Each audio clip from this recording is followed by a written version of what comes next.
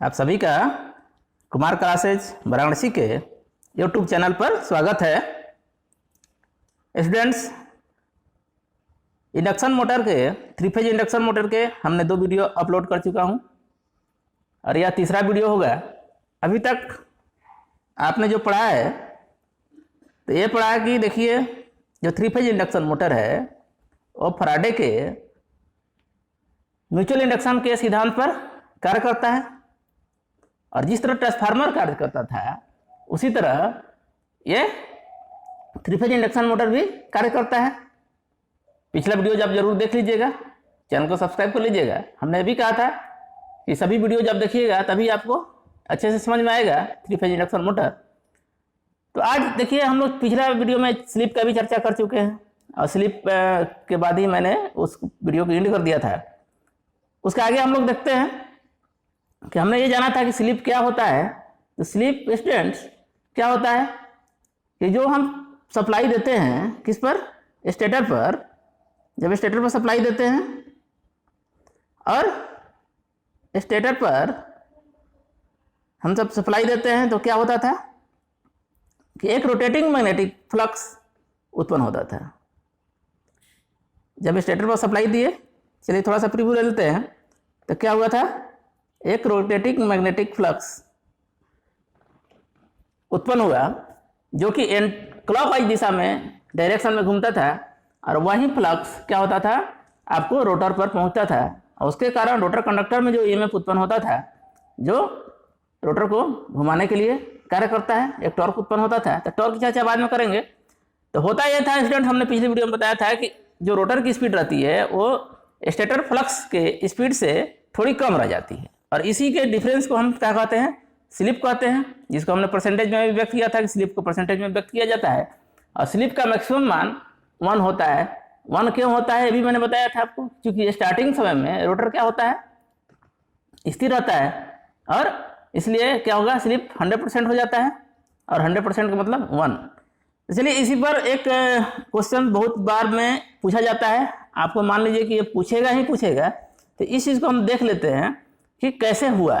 जो पिछला वीडियो जो हमने देखा था उस पर एक न्यूमेरिकल आता है और कॉन्सेप्ट भी है, कुछ क्वेश्चन उससे पूछे जाते हैं, तो उसको पहले मैं देख लेता हूं, आपको बता देता हूं ताकि आपका बाकी कॉन्सेप्ट भी क्लियर हो जाए। लेकिन आपसे रिक्वेस्ट ये है कि इस वीडियो को देखने के पहले, अगर आप पिछला वीडियो नहीं देखे हैं तो आप दोनों वीडियोज को पहले देख लें, तभी इस वीडियो को देखें, तभी समझ में आएगा आपको। नहीं तो कोई फायदा नहीं है इस वीडियो को देखने का, तो आप पिछला वीडियो देख लें तब इसको देखना शुरू करें। चलिए अब देखिए, एक यहाँ क्वेश्चन मैं ले रहा हूँ, स्लिप पर आधारित जो स्लिप का कॉन्सेप्ट था और रोटर फ्रीक्वेंसी का कॉन्सेप्ट था कि रोटर फ्रीक्वेंसी क्या होगा, रन में क्या होगा और फुल रोड पर रनिंग पर क्या होगा और ये कितना स्लिप हो सकता है मैक्सिमम। तो ये सारे क्वेश्चंस को हम डिस्कस करेंगे और क्यों होता है इसको भी मैंने पहले भी डिस्कस किया है, फिर उसको जोड़ूंगा इस कड़ी से, तो आपको बेहतर रूप से समझ में आ पाएगा। और आप अगर थोड़ी सी मेहनत करेंगे, 2-3 बार वीडियो को देखेंगे, बुक्स को पढ़ेंगे, तो आपको जरूर समझ में आ जाएगा। तो आपको थोड़ी मेहनत करनी पड़ेगी, मशीन है और मशीन इलेक्ट्रिकल पार्ट्स का सबसे टफ विषय माना जाता है। इसीलिए माना जाता है कि कई चीज़ों का कम्युनिकेशन यहाँ पर मौजूद होता है, पिछली चीज़ों को भी आपको याद रखना होता है। तो चलिए बढ़ते हैं। देखिए यहाँ एक क्वेश्चन मैं लिया हूँ जिसमें 5-6 क्वेश्चन है और यहाँ से मैक्सिमम क्वेश्चन पूछे जाएंगे। हो सकता है सभी क्वेश्चन भी पूछ लिए जाते हैं किसी किसी एग्जाम में, ना तो 2 से 3 क्वेश्चन जरूर पूछे जाते हैं, या न्यूमेरिकल के रूप में हो या कॉन्सेप्ट के रूप में हो। तो आइए इस चीज़ को समझते हैं। देखिए एक क्वेश्चन है कि यदि एक 400 वोल्ट 3 फेज है और 8 पोल का 50 हर्ट्ज पर फुल लोड पर इंडक्शन मोटर कार्य कर रहा है और इसकी स्पीड कितनी है, 720 आरपीएम है। तो क्या क्या ज्ञात करना है, पहले ज्ञात करना है कि सिंक्रोनस स्पीड क्या होता है। तो स्टूडेंट्स हमने कहा कि सिंक्रोनस स्पीड हमने पढ़ा है पिछले वीडियो में। सिंक्रोनस स्पीड क्या होता है, तो सिंक्रोनस स्पीड जिसको हम एनएस से व्यक्त करते हैं और उसका फॉर्मूला होता है क्या हमारा 120 F/P, ठीक है। और सिंक्रोनस स्पीड ये होता है कि जो रोटर को सप्लाई हम देते हैं 3 फेज, उसके कारण जो रोटेटिंग मैग्नेटिक फ्लक्स होता है उसकी गति क्या होती है, सिंक्रोनस स्पीड कहलाती है। उसका फॉर्मूला NS = 120 F/P, हमने पिछले वीडियोज में भी पढ़ा है। अब देखिए इसी पर ही निकलेगा। अब कह रहा है सिंक्रोनस स्पीड क्या होगी, तो होगा यही भाई। अब देखिए यहाँ पर 120 तो 120 ही है, यहाँ तो कोई मतलब नहीं है। और फ्रीक्वेंसी कितनी है, 50 हर्ट्ज है। ये देखिए यहाँ फ्रीक्वेंसी 50 है और पोलों की संख्या कितनी है, 8 है। ठीक है, 8 है। तो ये क्या होगा, हल होगा तो हो जाएगा सिंक्रोनस स्पीड। यानी पहला क्वेश्चन आपसे पूछा जाए कि सिंक्रोनस स्पीड क्या है, या सिंक्रोनस स्पीड निकालने के दिया जाए, या सिंक्रोनस स्पीड की फॉर्मूला दिया जाए। तीनों चीज़ क्वेश्चन पूछा जाता है। तो आप समझ गए कि सिंक्रोनस स्पीड क्या है। कि सिंक्रोनस स्पीड जब हम किसी 3 फेज इंडक्शन मोटर के स्टेटर पर सप्लाई देते हैं तो तीनों फेज के रिजल्टेंट फ्लक्स क्या होता है, टोटल मैग्नेटिक फ्लक्स के 1.5 गुना होता है, और वो रोटेटिंग मैग्नेटिक फ्लक्स होता है, इसीलिए हम सेल्फ स्टार्टेड भी कहते हैं। हम पिछले वीडियोज में भी डिस्कस कर चुके हैं। और उसकी फार्मूला क्या होती है, NS = 120 F/P। जब आपको सिंक्रोनस स्पीड पूछे तो आप कह सकते हैं क्या है, रोटेटिंग मैग्नेटिक फ्लक्स की स्पीड ही सिंक्रोनस स्पीड है, जो कि स्टेटर होता है। स्टेटर नहीं घूमता है लेकिन फ्लक्स घूमता है, उसका फार्मूला है। और सिंक्रोनस स्पीड निकालने का मतलब हुआ है कि ये होगा 120 F/P। तो देखिए इसको हल करते हैं। अब मान लीजिए 4 से हम लोग डिवाइड करते हैं, तो 4 दूनी 8 और 30, और फिर यहाँ से कर लीजिए ये 15 बार में 15, तो कितना हो जाएगा, 15 × 5 = 75, 750। इसको हल करेंगे तो कितना आ जाएगा, 750 RPM, रोटेशन पर मिनट। तो सिंक्रोनस स्पीड क्या आ गया, ऑप्शन क्वेश्चन ए है कि सिंक्रोनस स्पीड क्या होती है। ये इसका सिंक्रोनस स्पीड की गति कितना होगी, तो 750 RPM होगा। ठीक है, चलिए यहाँ देख लीजिए आंसर क्या हो गया, 450 RPM। अगर क्वेश्चन आपके ए दे दिया एग्जाम में और सिंक्रोनस स्पीड पूछ दिया तो आप सीधे इस फॉर्मूला पर निकाल लेंगे, कोई दिक्कत नहीं है। अब दूसरा क्वेश्चन है स्लिप क्या होता है। तो हमने कहा था स्लिप क्या होता है, तो स्लिप क्या था हमारा कि रोटर स्पीड और सिंक्रोनस स्पीड के डिफरेंस को क्या कहते हैं, हम स्लिप कहते हैं। अब देखिए हमने कितना आया, हमारा 750 आया सिंक्रोनस स्पीड। ठीक है, और रोटर स्पीड कितना है, क्वेश्चन में दिया हुआ है आपको। इसकी गति कितनी है, 720 RPM है। तो गति मतलब क्या, मोटर की गति किसको कहेंगे, रोटर की गति को कहेंगे। यानी रोटर की स्पीड कितनी है, 720 RPM है। तो यह माइनस हो गया 720, तो कितना बच गया आपका 30 RPM। तो स्लिप का मान कितना हो गया, 30 RPM हो गया। स्लिप स्पीड भी पूछे तो वही होगा। ठीक है, स्लिप या स्लिप स्पीड, तो कितना हो गया, 30 RPM हो गया। क्वेश्चन आप समझ गए होंगे, क्योंकि वो क्या होता है, स्लिप बराबर क्या होता है, सिंक्रोनस स्पीड माइनस मोटर की स्पीड या रोटर की स्पीड, दोनों एक ही बात है। तो उम्मीद करते हैं आप समझ गए होंगे। पिछले वीडियोज में भी हमने बताया है इसको। इसका एग्जांपल मैं ले रहा हूं ताकि आपको अच्छी तरह समझ में आ जाए। थर्ड क्वेश्चन है कि परसेंटेज स्लिप क्या होगा। हमने ये भी कहा था कि स्लिप को या तो पर यूनिट में व्यक्त करते हैं या परसेंटेज में व्यक्त करते हैं। तो परसेंटेज में आप स्लिप ज्ञात करना है, तो परसेंटेज का फॉर्मूला जैसे आप मैथ में लगाते हैं वही फॉर्मूला यहाँ भी हो जाएगा। आपको पिछला भी लिखा भी गया है, ये पूछा भी जाता है, इंपॉर्टेंट है। फॉर्मूला भी पूछ दिया जाता है और क्वेश्चन भी पूछ दिया जाता है। और एक चीज़ और याद रखिएगा, आप नोट कर लीजिए कॉपी में, कि 3 फेज इंडक्शन मोटर का जो स्लिप होता है वो 4 से 5% से अधिक नहीं होता है। ये भी क्वेश्चन पूछेगा कि मैक्सिमम स्लिप कितना होगा फुल रनिंग अवस्था में। तो फुल रनिंग अवस्था में जो स्लिप का मान होगा 4 से 5% से ज़्यादा नहीं होगा, जनरली 4% आता है।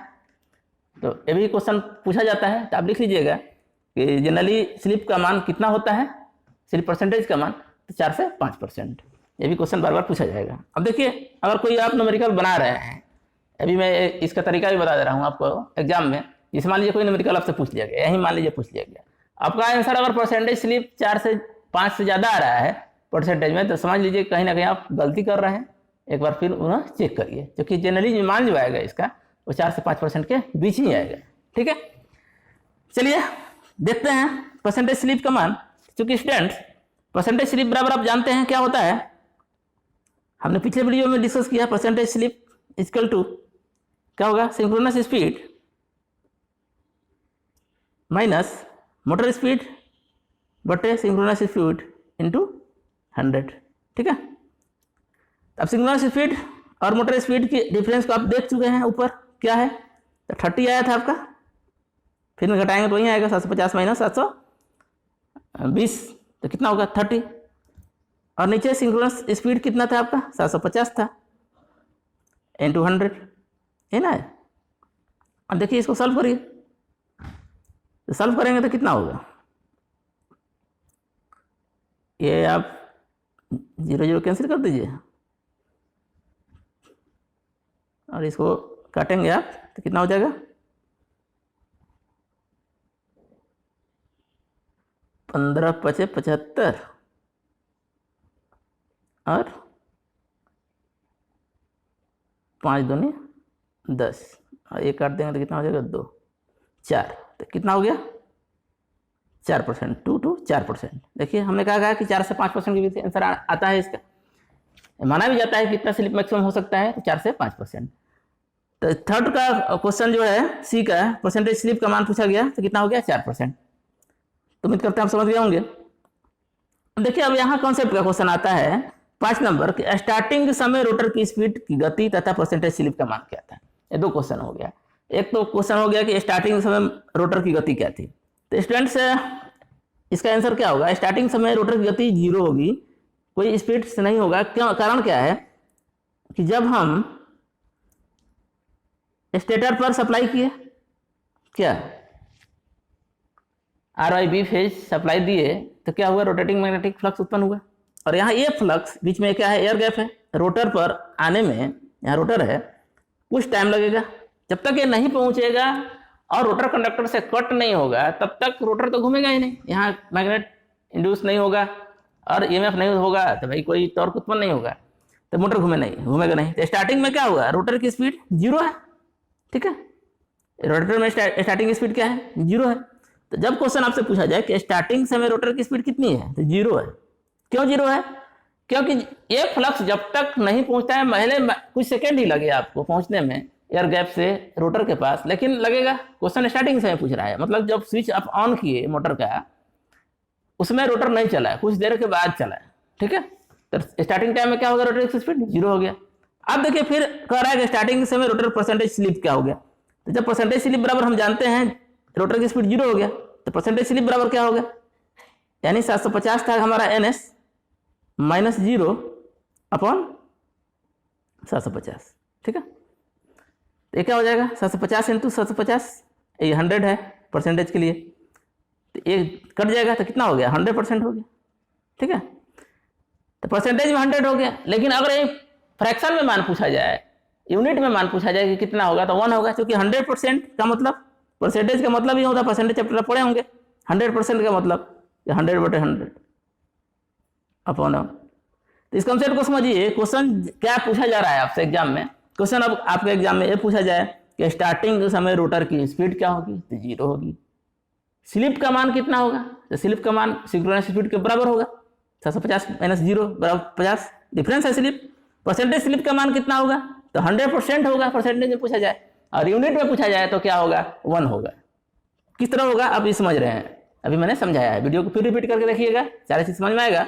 फिर भी आपको दिक्कत है तो आप कमेंट करिए, मैं पुनः इसको दूसरा वीडियो बनाने का प्रयास करूंगा, समझाने का प्रयास करूंगा।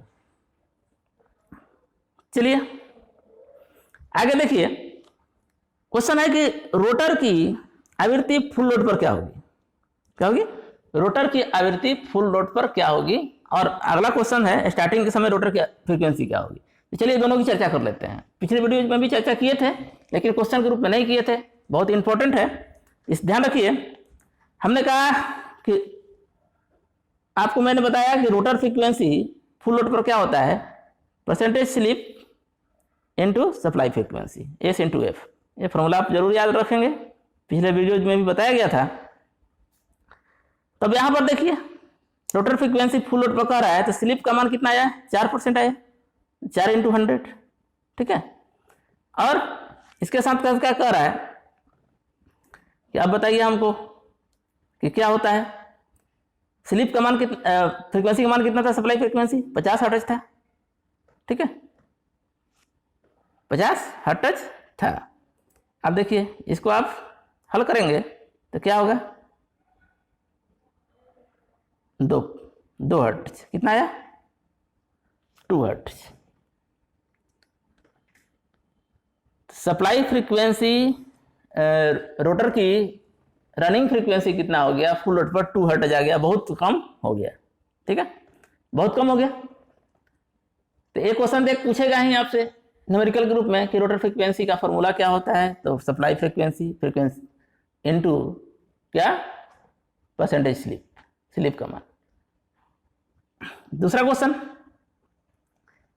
स्टार्टिंग समय आवृत्ति क्या थी? तो स्टार्टिंग समय आवृत्ति 50 हर्ट्ज थी, इसलिए कि स्टार्टिंग समय रोटर क्या था? रुका हुआ था, रोटर की स्पीड 0 थी। तो इससे एक निष्कर्ष निकलता है। अब देखिए क्वेश्चन कहां से पूछा जाता है, इस चीज को, कंसेप्ट को समझिए। निष्कर्ष क्या निकलता है? निष्कर्ष यह निकलता है स्टूडेंट, अब आपसे देखिए इनडायरेक्ट रूप में क्वेश्चन कैसे पूछा जाएगा, तो न्यूमेरिकल की बात हुई, लेकिन इसी से रिलेटेड इनडायरेक्ट क्वेश्चंस हैं, उस चीज को समझना है। मैं इसीलिए इस क्वेश्चन को लिया था कि आपको दिमाग में ये कंसेप्ट क्लियर करा सकूं कि होता क्या है एक्चुअली। अब देखिए सवाल उठता है, आप क्वेश्चन अगर आपसे पूछा जाए कि रोटर की स्पीड बढ़ने से सप्लाई फ्रीक्वेंसी का मान होगा, क्या होगा? फ्रीक्वेंसी का मान उसका क्या होगा? कम होगा। यानी ये जो रोटर की स्पीड था शुरू में तो कितना था? 0 था, लेकिन जब ही स्पीड शुरू हुआ तो सप्लाई फ्रीक्वेंसी घटने लगा, 50 हर्ट्ज से कुछ कम हुआ, लेकिन फुल लोड पर क्या हुआ? बहुत कम हो गया। मात्र कितना हो गया? 2 हर्ट्ज हो गया। अब देखिए एक क्वेश्चन और पूछा जाता है, पहले क्वेश्चन ये समझ लीजिए कि रोटर की स्पीड जब भी बढ़ेगी सप्लाई फ्रीक्वेंसी का मान क्या होगा? धीरे धीरे कम होगा।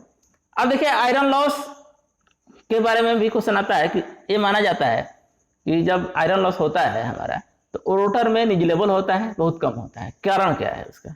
ये क्वेश्चन पूछा जाता है। क्योंकि आप जानते हैं कि आयरन लॉस जो एडी करंट होता है या हिस्टैसिस से होता है, दोनों जो किस पर निर्भर करता है? मैक्सिमम फ्लक्स, ठीक है, और एफ टी पर होता है। ए भी उसके क्या होता है? बी स्क्वायर एफ स्क्वायर, ये भी होता है या टी स्क्वायर होता है। यानी ये क्या है देखिए आप, तो मुख्य रूप से जो चेंज होने वाली बात है वो फ्रीक्वेंसी है, क्योंकि फ्लक्स उतना ही है, फ्लक्स में कोई चेंजिंग नहीं हो रहा है। जो कोर हमने बना दिया एक बार, जिस साइज का बना दिया है, जितने पोल का बना दिया है, वो फिक्स है। यहाँ थिकनेस भी फिक्स है, इसमें तो कोई चेंजिंग आप कर नहीं सकते हैं मोटर बनाने के बाद। पहले चेंजिंग कर सकते हैं, लेकिन मोटर बनाने के बाद चेंजिंग नहीं कर सकते हैं। लेकिन फ्रीक्वेंसी में चेंजिंग आ रही है। स्टार्टिंग समय फ्रीक्वेंसी क्या हो रही है? 50 थी, और फुल रनिंग में कितना हो गया? 2 हर्ट्ज हो गया, बहुत कम हो गया। अर्थात जो आयरन लॉस का मान करेगा निर्भर किस पर करेगा? फ्रीक्वेंसी पर निर्भर कर रहा है। तो आयरन लॉस का मान, क्वेश्चन आपसे पूछा जाएगा कि रोटर में आयरन लॉस का मान बहुत कम क्यों होता है? ठीक है, तो क्यों होता है इसका कारण स्टूडेंट सीधे आप देख रहे हैं कि रनिंग स्पीड में क्या हो रहा है? रोटर फ्रीक्वेंसी का मान बहुत कम हो गया, 2 हर्ट्ज हो गया था। 2 हर्ट्ज मतलब कुछ नहीं ना, बहुत निजेबल हो गया। तो इतना कम मान आता है, वो पॉइंट में आता है, तो उसको हम 0 मान लेते हैं। ठीक है, तो क्वेश्चन जब आप पूछा जाएगा आपसे कि रोटर में आयरन लॉस का मान कम क्यों माना जाता है, उसका कारण क्या है?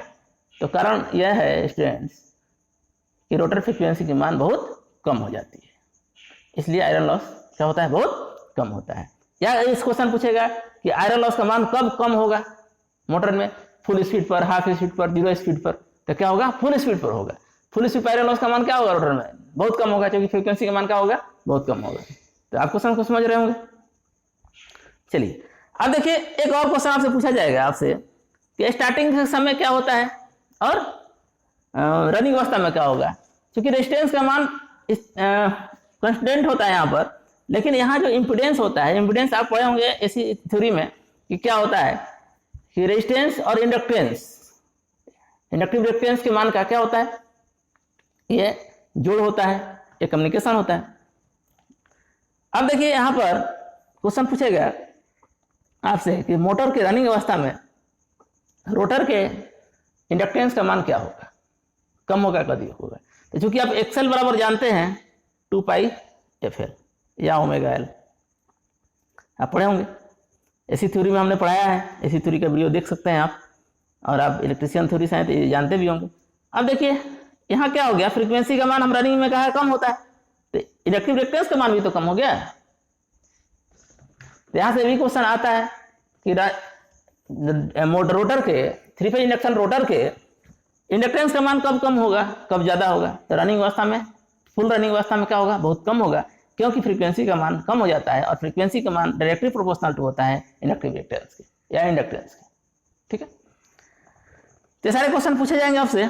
इसके साथ साथ स्टूडेंट्स ये भी क्वेश्चन आएगा आपसे कि बताइए जो इसका रोटर होता है, रोटर के कितने प्रकार के होते हैं और उसके क्या क्या क्वेश्चन आते हैं। तो हमने कंस्ट्रक्शन के बारे में थोड़ा सा डिस्कस किया था आपसे। चलिए आज पूरी कंस्ट्रक्शन को फिर से जो डिटेल्स से पढ़ते हैं ताकि आपका कंसेप्ट सारे क्लियर हो जाएं और क्या क्या क्वेश्चन इससे आते हैं उसको भी देखेंगे और देखेंगे नहीं आपको याद भी हो जाएगा। मेरा ये वादा है, अगर आप थोड़ी सी ध्यान से देखेंगे इसको तो आप याद भी आसानी से कर पाएंगे। चलिए शुरू करते हैं, फिर से आपको ले चलता हूँ कंस्ट्रक्शन डिटेल्स की ओर और यहाँ से क्या क्या क्वेश्चन अराइज किए जाते हैं। ठीक है, अब देखिए छात्रों, कंस्ट्रक्शन की जब बात आती है तो क्या होता है, पहले दो चीज है, स्टेटर है और रोटर है। स्टेटर स्टेशनरी पार्ट्स है जो कि स्थिर रहता है और बाहरी भाग को योग कहते हैं, जैसे यहाँ देख रहे हैं आप फिगर में। और योग क्या होता है, कास्ट आयरन का बना होता है और बड़े मशीनों में कास्ट स्टील का बनाया जाता है। तो आपसे जब क्वेश्चन ये पूछा जाए कि बताइए 3 फेज इंडक्शन मोटर के योग बना होता है, किसके लिए होता है भाई, तो कास्ट आयरन का बना होता है। और बड़े मशीन का होगा तो कास्ट स्टील का होगा। और बड़े मशीन किसको कहेंगे? अब सवाल उठता है कि बड़े मशीन किसको कहेंगे, अगर बड़ा मशीन छोटा मशीन नहीं दिया तब हम क्या करेंगे। तो जनरली 5 हॉर्स पावर 5 HP के नीचे के मोटर को क्या कहा जाता है, स्मॉल मशीन कहा जाता है। और 5 हॉर्स पावर के ऊपर के मशीन को क्या कहते हैं, बड़े मशीन कहा जाता है। अर्थात आप जब क्वेश्चन ये पूछे कि 5 HP तक के 3 फेज इंडक्शन मोटर के योक या बॉडी बने होते हैं किसका, तो कास्ट आयरन का। हमारा आंसर क्या होगा, कास्ट आयरन का। अगर यही क्वेश्चन पूछा जाए कि 5 हॉर्स पावर के ऊपर के जो 3 फेज इंडक्शन मोटर है उसका बॉडी किसका बना होगा, आंसर क्या होगा, कास्ट स्टील होगा। तो अब इस चीज को नोट कर लीजिएगा। फिर इसके साथ साथ स्टूडेंट्स हमने देखा, देखिए इसके पार्ट्स को हमने बाहर निकाल दिया ताकि आपको अच्छा समझ में आए। जो हम जानते हैं कि क्या होता है कि एक गोल फ्रेम में कोर बने होते हैं, यानी उसमें खांचे बने होते हैं और उसमें हम वाइंडिंग स्थापित किए जाते हैं। और वाइंडिंग क्या होगा, 3 फेज वाइंडिंग होगा, क्योंकि ये क्या है, 3 फेज इंडक्शन मशीन है। और जब 3 फेज वाइंडिंग होगा तो एसी थ्योरी के अनुसार हम जानते हैं कि वाइंडिंग का इलेक्ट्रिकल डिस्प्लेसमेंट कितना होगा, तो 120 डिग्री होगा, 120 डिग्री होगा। ये नई बात नहीं है, ये बार बार चर्चा कर चुके हैं हम लोग, पुनः मैं डिस्कस कर दे रहा हूँ इसको, लेकिन इसमें बहुत डीप में जाने की जरूरत नहीं है। आज आप पिछला पहला वीडियो देखिएगा, उसमें सारी चीज़ डिटेल से बताया गया है। अब जो यहाँ से क्वेश्चन पूछेगा उसकी बात मैं कर रहा हूँ कि क्वेश्चन आपसे आएगा कि 3 फेज इंडक्शन मोटर का स्टेटर कोर क्या कहते हैं, स्टेटर कोर किसका बना होता है। तो भाई स्टेटर कोर किसका होगा, सिलिकॉन स्टील का होगा और किस आकार का होगा, गोल पत्तियों का होगा, क्योंकि ये क्या है, सर्कुलर में है। तो देखिए यहाँ दिखाई भी दे रहा है आपको, कैसा होगा, गोल पत्तियों का होगा। और इसमें क्या होगा, खांचे बने होंगे और खांचों के में क्या होगा, खांचों की में वाइंडिंग स्थापित किया जाएगा। अब क्वेश्चन ये पूछेगा आपसे कि चलिए नोट कर लीजिएगा, स्टेटर के सिलिकॉन स्टील की गोल पत्तियों को मिलाकर बनाया जाता है और इसकी मोटाई कितनी होती है। तो स्टूडेंट्स मोटाई इसकी होती है जो 0.3 mm से 0.6 mm होती है। ठीक है, 0.3 से 0.6 mm होती है, या कहीं कहीं पॉइंट रेंज में नहीं देगा तो 0.5 दे देगा, क्योंकि इसका एवरेज जब निकालेंगे आप 0.3 से 0.6 का तो करीब करीब 0.5 के आसपास आता है, इसलिए आंसर में क्या होता है, 0.5 दे दिया जाता है। तो आप याद रखिएगा, रेंज में अगर पूछे तो 0.3 से 0.6 mm या 1 यूनिट में पूछे तो 0.5 mm होता है, जिसको नोट कर लीजिएगा। यहाँ से क्वेश्चन ये बार बार पूछा जाएगा। अब दूसरा क्वेश्चन ये पूछा जाएगा कि सिलिकॉन स्टील के जो होता है पत्ती लेमिनेटेड क्यों होता है। तो लेमिनेटेड इसलिए होता है ताकि ईडी करंट लॉस को कम किया जा सके। और इसके साथ साथ ये भी क्वेश्चन पूछा जाएगा आपसे कि इसका मुख्य कार्य क्या होता है। तो मुख्य कार्य क्या होता है, अब मुख्य कार्य क्या होता है कि तो मुख्य कार्य होता है फ्लक्स को सेटअप कराना, क्योंकि जब तक मैग्नेटिक फ्लक्स यहाँ नहीं बनेगा तब तक आगे कार्य ही नहीं होगा, क्योंकि हमको टॉर्क पैदा करना है। मोटर को स्टार्ट करने के लिए क्या करना है, टॉर्क पैदा करना है। उसके लिए हमको फ्लक्स को कहाँ ले जाना है, फ्लक्स हमको भेजना है कहाँ पर, रोटर पर। और रोटर पर जब कंडक्टर से कनेक्ट कराना है, वहाँ क्या करना है, ईएमएफ उत्पन्न कराना है और ईएमएफ के कारण जो करंट उत्पन्न होगा तभी तो अपोजिट डायरेक्शन में बैक ईएमएफ कार्य करेगा और टॉर्क उत्पन्न होगा। तो सारे चीज इस पर डिपेंड है। ये पहले से हम लोग डीसी मोटर से ही पढ़ते आ रहे हैं, कंसेप्ट तो वही है, Faraday law of electromagnetic induction. तो उस सारे चीजों में नहीं जाना है। यहाँ आप देखिए एक क्वेश्चन और आएगा आपका कि फ्लक्स उत्पन्न कराना है, तो फ्लक्स उत्पन्न कराने के लिए क्या कंडीशन होना चाहिए, ठीक है। तो फ्लक्स उत्पन्न कराने के लिए क्या उत्पन्न होना चाहिए कि लो रिलेक्टेंस का होना चाहिए मान, पथ कैसा होना चाहिए, तो लो रिलेक्टेंस का होना चाहिए, ठीक है। तो लो रिलेक्टेंस क्या है, मैग्नेट आप चैप्टर पढ़े हैं भाई, अगर जिसका रिलेक्टेंस का मान कम होगा उसमें फ्लक्स अधिक से अधिक सेटअप होगा। हम इलेक्ट्रिक सर्किट के साथ आपको कंपेरिजन भी बताया है कि जिस तरह से इलेक्ट्रिक सर्किट में रेजिस्टेंस क्या करता है, करंट का विरोध करता है, उसी तरह मैग्नेटिक सर्किट में रिलेक्टेंस होता है वो क्या करता है, फ्लक्स के विरोध करता है। यानी अधिक से अधिक फ्लक्स हमको फ्लो कराना है, सेटअप कराना है और एयर में सेटअप कराना है, तो क्या होना चाहिए, रिलेक्टेंस का मान कम से कम होना चाहिए। तो अब आपसे क्वेश्चन क्या पूछ लिया जाएगा, देखिए कि 3 फेज इंडक्शन मोटर के क्या होगा, रिलेक्टेंस का कोर का रिलेक्टेंस कैसा होना चाहिए, हाई रिलेक्टेंस होना चाहिए कि लो रिलेक्टेंस होना चाहिए। तो क्या होना चाहिए, लो रिलेक्टेंस होना चाहिए, जीरो हो जाए और बेटर है, लेकिन जीरो नहीं हो संभव है तो क्या होना चाहिए, लो रिलेक्टेंस होना चाहिए। और लो रिलेक्टेंस को करने के लिए क्या करना चाहिए, तो सिलिकॉन स्टील प्रयोग करना चाहिए, क्योंकि सिलिकॉन स्टील क्या होता है कि सबसे ज़्यादा अच्छा फेरोमैग्नेटिक मटेरियल है, और मैग्नेट चैप्टर में पढ़े होंगे कि जिसका मान क्या होता है, जिसकी परमेबिलिटी 1 से बहुत ज़्यादा होती है वो क्या कहलाता है, फेरोमैग्नेटिक मटेरियल कहलाता है। तो सब एक दूसरे से लिंकेज है, सारे चीज़ क्या है बेसिक से आ रहा है। तो एक एक कंसेप्ट को आपको ध्यान रखना पड़ेगा 3 फेज इंडक्शन मोटर के लिए, सारे चीज़ पिछले से जुड़ा है, कोई नई चीज़ नहीं है यहाँ पर। लेकिन क्या है कि बेसिक आपका सही नहीं रहेगा तो आप अच्छे से नहीं डील कर पाएंगे, और रटने से यहाँ कुछ याद होने वाला नहीं है। तो आप चीज़ों को समझिए, सारे वीडियोज को देखिए, एक एक करके आपको समझ में आएगा, मैं इसका गारंटी देता हूँ। तो चलिए आगे क्या बोलते हैं। यानी एक चीज़ याद रखिए, और नहीं समझ पाए तो क्या होगा कि भाई आपसे जब क्वेश्चन पूछा जाए कि स्टेटर के कोर का रिलेक्टेंस का मान होना चाहिए तो निम्न होना चाहिए। परमिलिटी कैसा होना चाहिए, तो हाई होना चाहिए। परमिलिटी क्या होना चाहिए, हाई होना चाहिए, रिलेक्टेंस लो होना चाहिए। क्यों होना चाहिए, क्योंकि फ्लक्स अधिक से अधिक सेटअप हो सके और मैक्सिमम फ्लक्स हमको मिल सके। चलिए आगे बढ़ते हैं। अब देखिए यहाँ क्वेश्चन जो पूछा जाएगा आगे आपसे कि टर्मिनल में कितने पॉइंट निकाले जाते हैं। हमने कहा क्या होता है, 3 फेज वाइंडिंग है और एक वाइंडिंग में 2 कोर, एक इनपुट एक आउटपुट का, ठीक है। एक लपेटेंगे जब तो 2 होगा ना छोर, तो इस तरह कितना टर्मिनल निकला, 6 टर्मिनल निकला। क्या निकला, 6 टर्मिनल। तो यहाँ से जब क्वेश्चन पूछेगा कि स्टेटर पर जो कितने टर्मिनल होते हैं, तो 6 टर्मिनल होते हैं। और 6 टर्मिनल क्यों होते हैं, आप 3 फेज वाइंडिंग पढ़ चुके हैं, किसमें ट्रांसफार्मर में हम लोग जिक्र किया था कि टर्मिनल में जो होगा 3 फेज वाइंडिंग होता है। और 3 फेज वाइंडिंग के कनेक्शन कितने तरह का होता है, स्टार या डेल्टा, ठीक है। 2 चीज़ होता है, या तो स्टार में होगा या तो डेल्टा में संयोजित होगा। तो ये भी क्वेश्चन पूछा जाएगा कि 3 फेज वाइंडिंग होता है तो किस में होता है, तो स्टार में होगा या डेल्टा में हो गया, या तो स्टार में स्टार्ट करके डेल्टा में भी कन्वर्जन कर सकते हैं। तो ये सारी चीज़ पूछे जाएगा आपसे। तो ये बहुत माइनर चीज़ है, आप पहले से भी जानते होंगे, इस पर ज़्यादा क्वेश्चन आता भी नहीं है। तो चलिए आगे की ओर देखते हैं। अब आते हैं आपके रोटर की ओर। तो रोटर कितने प्रकार के होते हैं, तो हमने कहा कि रोटर क्या होता है, 2 प्रकार का होता है। एक क्या होता है, स्क्वायरल केज होता है, पिंजरा रूपी। पहला क्या होता है, squirrel cage induction motor. Squirrel cage नाम क्यों पड़ा, अब ये बात आती है कि स्क्वायरल केज नाम पड़ने का कारण क्या है। तो स्टूडेंट्स स्क्वायरल केज लिख लें, स्क्वायरल केज इंडक्शन मोटर। अब स्क्वायरल केज में 2 पार्ट होता है, एक क्या होता है सिंगल केज और डबल केज। ये सिंगल केज का फिगर है, ठीक है। सिंगल केज में क्या होगा, सिंगल केज की बात कर लेते हैं। एक डबल केज होता है और दूसरा होता है क्या, वाउंड रोटर होता है, जिसको स्लिप रिंग इंडक्शन रोटर भी कहा जाता है। तो चलिए एक एक करके डिस्कस करते हैं। पहले देखते हैं सिंगल केज इंडक्शन रोटर की बात। तो क्या होता है, इस रोटर में सिलिकॉन स्टील की पत्तियों को क्या किया जाता है, आपस में मिलाकर एक विधि से कस दिया जाता है। कुछ रड लेते हैं हम स्टेटर की, ठीक है, और उसको एल्युमिनियम का छड़ होता है, वो थोड़ा ट्विस्ट होता है, क्या होता है, और उसके पिछले भाग को क्या करते हैं, एक इंड रिंग से कस दिया जाता है। जिसे देखिए यहाँ पर ये छड़े हैं, ठीक है, और क्या किया गया है, एक इंड प्लेट से एक रिंग कह सकते हैं, उससे क्या किया गया है, शॉर्ट सर्किटेड कर दिया गया है, आपस में जोड़ दिया गया है। अब यहाँ वाइंडिंग नहीं होता है, ठीक है, वाइंडिंग नहीं होता है। वाइंडिंग ग्रुप में जो कार्य करते हैं क्या करता है, ये छड़े करते हैं, और ये छड़ किसका बना होता है, एल्युमिनियम या कॉपर का बना होता है, ठीक है। अब ये थोड़ा तिरछा होता है।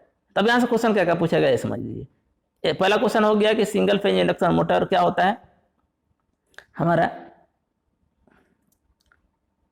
वाइंडिंग नहीं होता है, ठीक है, यहाँ कोई वाइंडिंग नहीं दिख रही है।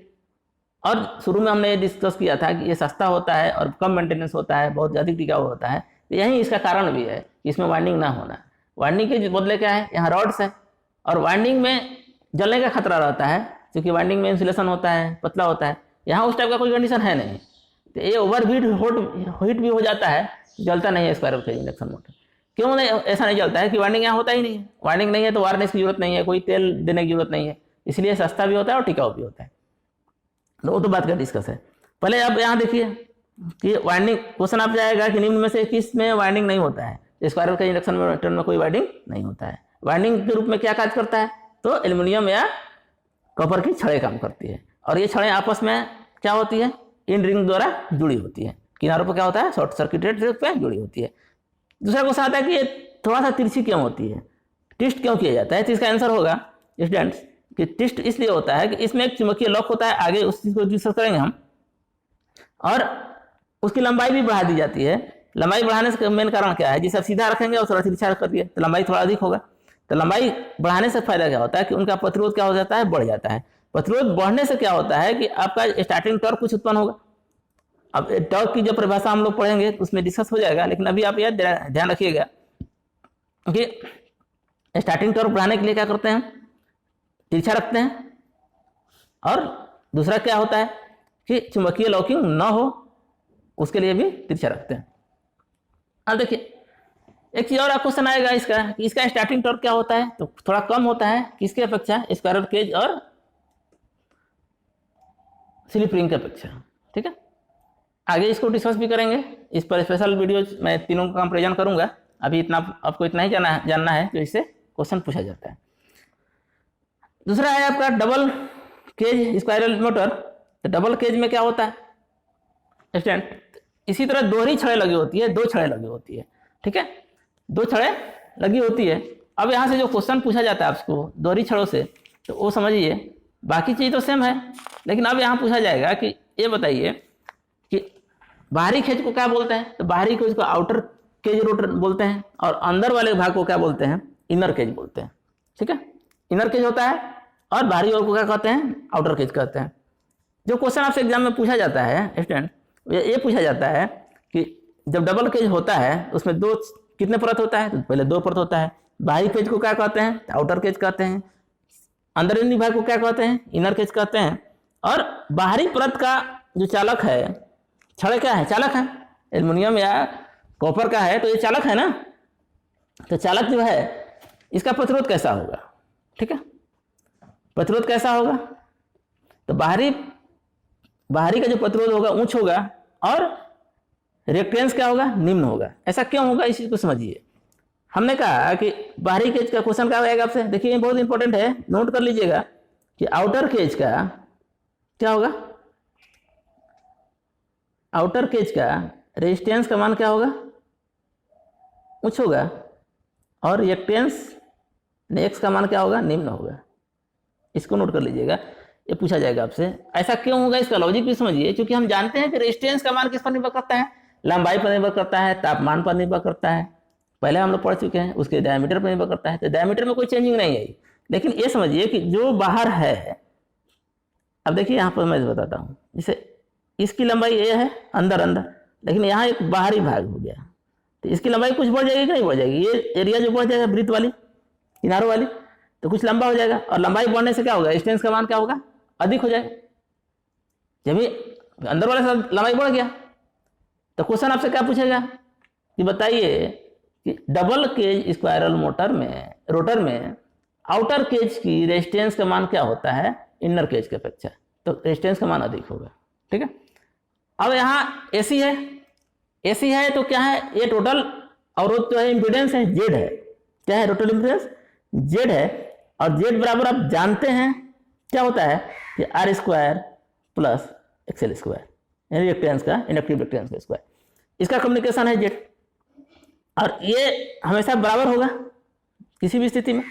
तो अब एक क्वेश्चन आएगा आपसे कि बताइए कि रिएक्टेंस का मान क्या होगा, रिएक्टेंस का कम होगा, जेड बराबर है, रिएक्टेंस का मान कम होगा किसका, आउटर केज का, और इनर केज में क्या होगा, जैसे इसका उल्टा हो जाएगा, इनर केज में जब पूछा जाएगा तो क्या हम बताएंगे आप कि भाई रिएक्टेंस का मान क्या होगा, ज़्यादा होगा, और रेजिस्टेंस का मान क्या होगा, कम हो जाएगा। ठीक है, क्योंकि टोटल इम्पीडेंस क्या है, समान है दोनों का। अब देखिए एक क्वेश्चन आएगा, अब दूसरा क्वेश्चन पूछा जाएगा कि जब मोटर स्टार्ट किया जाएगा, क्या होगा, मोटर स्टार्ट किया जाएगा तो करंट जो फ्लो होगा ज़्यादा वो कहाँ से होगा, आउटर केज से होगा कि इनर केज से होगा। क्वेश्चन क्या पूछा जाएगा आपसे, पहला क्वेश्चन तो यह आया कि आपका क्या होता है, ठीक है, तो आप जान गए। दूसरा क्वेश्चन आएगा कि स्टार्टिंग के समय रोटर फ्रीक्वेंसी का मान क्या होता है, ये आप पहले जान चुके हैं, और फ्रीक्वेंसी का मान क्या होता है ये भी जान गए हैं। अब कह रहा है कि सप्लाई कहाँ होगा ज़्यादा, करंट फ्लो बाहरी आउटर केज में होगा कि इनर केज में होगा, ये बताइए, इनर केज में होगा कि आउटर केज में होगा। तो स्टूडेंट्स इसका जो आंसर होगा ये होगा कि स्टार्टिंग समय रोटर फ्रीक्वेंसी का मान क्या होता है, स्टेटर फ्रीक्वेंसी के बराबर होता है, और भीतरी केज में इंडक्टिव रिएक्टेंस के कारण क्या होगा, विद्युत धारा अधिक अवरोध उत्पन्न करता है, फलतः क्या होगा, बाहरी आउटर केज में क्या होगा, धारा का मान ज्यादा होगा, फ्लो ज्यादा कहां से करेगा, आउटर केज से करेगा। क्यों करेगा इसको समझिए। हमने कहा कि होता क्या है, हमने पहले जान लिया आउटर केज में क्या था, रेजिस्टेंस का मान ज़्यादा था और इंडक्टिव रिएक्टेंस का मान कम था, ठीक है। इनर केज में क्या था, रेजिस्टेंस का मान कम था और इंडक्टिव रिएक्टेंस का मान ज़्यादा था। और एसी सप्लाई है, सप्लाई क्या है हमारा, एसी है ना। तो एसी सप्लाई के लिए क्या होता है, विरोध करने वाला जो मुख्य कारक है वो होता है रिएक्टेंस, ठीक है। अब रिएक्टेंस क्या है, अंदर ज़्यादा है, माने ज़्यादा अवरोध उत्पन्न करेगा, तो इसलिए क्या होगा, बाहर का रिएक्टेंस क्या है, कम है, किसका अपेक्षा, अंदर का अपेक्षा। तो जो करंट होगा वो बाहरी केज से सप्लाई होगा। यही क्वेश्चन आपसे पूछेगा, अब क्यों होगा ये भी पूछ सकता है, हालांकि आप में नहीं पूछेगा लेकिन जान लीजिए इसको, ये लॉजिकल है। तो जब आपसे एक क्वेश्चन पूछा जाए कि आउटर केज में कब होगा सप्लाई ज़्यादा, स्टार्टिंग के समय होगा, और जो रनिंग के समय क्या होगा, इनर केज ज़्यादा, क्यों होगा, क्योंकि फ्रीक्वेंसी का मान रनिंग केज में क्या होता है, कम हो जाता है। अभी पीछे हम देखे थे रोटर फ्रीक्वेंसी क्या होगा, जब ही जब फुल स्पीड पकड़ लेगा कम हो जाएगा, और रिएक्टेंस का मान क्या होगा, 2πfl होता है। तो सीधे क्या करता है, फ्रीक्वेंसी पर मान निर्भर करता है। तो जब ही फ्रीक्वेंसी कम होगा क्या होगा, करंट अंदर की ओर ज़्यादा बहने लगेगा, ठीक है, अंदरूनी इनर केज से ज़्यादा जाने लगेगा। तो यही क्वेश्चन एग्जाम में पूछा जाता है कि आपको बताइए कि स्टार्टिंग के समय डबल केज, इसका कैलकुलेटर में बहुत इंपॉर्टेंट है, नोट कर लीजिए कि स्टार्टिंग के समय आउटर केज से करंट ज़्यादा सप्लाई होगा। क्या कारण है कि आउटर केज का रिएक्टेंस का मान कम होता है, रेजिस्टेंस का मान अधिक होता है, ठीक है। और एसी है तो एसी में रिएक्टेंस अवरोध उत्पन्न करता है, जबकि मोटर रनिंग पकड़ लेगा तो रोटर फ्रीक्वेंसी का मान कम होने के कारण, पीछे हम लोग देख चुके हैं कैसे कम हो गया था, दो हर्ट्ज हो चुका था, एग्जाम्पल में मैं बताया था आपको। तो वो कम हो गया, इसलिए रिएक्टेंस का मान भी कम हो गया। इसलिए जब फुल स्पीड मोटर पकड़ लेगा तो क्या होगा, करंट का मान इनर केज से ज़्यादा जाएगा आउटर के अपेक्षा, क्योंकि रिएक्टेंस का मान क्या हो गया, फ्रीक्वेंसी का मान कम होने से कम हो गया, किससे, आउटर केज से अपेक्षा। तो स्टूडेंट्स ये क्वेश्चन पूछा जाता है बार बार। चलिए अब तीसरा देख लेते हैं हम लोग, जो ए वाउंड रोटर या स्लिप रिंग रोटर। तो ये एक जिस तरह से डीसी मोटर होता है, उसका आर्मेचर होता है, उसके समान होता है, और इसको बाहरी रेजिस्टेंस से हम जोड़ लेते हैं। तो इससे क्या होता है, इसका स्टार्टिंग टॉर्क अच्छा हो जाता है। तो क्वेश्चन यहाँ से पूछा जाता है, यहाँ पर क्या होता है, वाइंडिंग होता है। तो क्वेश्चन दो चीज पूछा जाता है कि निम्न में से किस रोटर में वाइंडिंग होता है। तो क्या होता है, स्लिप रिंग या वाउंड रोटर में होता है, स्क्वायरल केज में नहीं होता है, क्योंकि स्क्वायरल केज का दो पार्ट होता है, कौन कौन, सिंगल केज और डबल केज। तो वो दोनों में भी नहीं होगा, क्योंकि स्क्वायरल केज में नहीं होता, उसी का पार्ट से। तो ये क्वेश्चन बार बार पूछा जाता है कि निम्न में से किस 3 फेज इंडक्शन रोटर में वाइंडिंग स्थापित किया जाता है। तो किस में किया जाता है, स्लिप रिंग, इसका वाउंड रोटर भी नाम है, ठीक है। यह कैसा कार्य करता है, डीसी की तरह कार्य होता है, और इसके इन रिंग पर स्लिप रिंग लगाया जाता है, और इससे हम बाहरी रेजिस्टेंस कनेक्ट करते हैं, जिससे क्या होता है, हमारा स्टार्टिंग टॉर्क उत्पन्न होता है। और इस रेजिस्टेंस पर स्टार्टिंग टॉर्क किस तरह निर्भर करता है, नेक्स्ट वीडियो में इसको डिस्कस करेंगे हम। तो आज इतना ही रखते हैं, और कल जो वीडियो आएगी इसकी, चाहे आज शाम तक आएगी वीडियो, तो इस तीनों का कंपेरिजन भी हम ले लेंगे जहाँ से क्वेश्चन आपको पूछा जाता है, और नो लोड और फुल लोड की भी चर्चा हम लोग कर लेंगे, सारी चीज़ कर लेंगे, धीरे धीरे पढ़ लेंगे इस चीज़ को। आप बेहतर रूप से पढ़िए, थोड़ा मेहनत करिए, 2-3 बार देखिए, समझ में आएगा। तो मिलते हैं नेक्स्ट वीडियो में, धन्यवाद।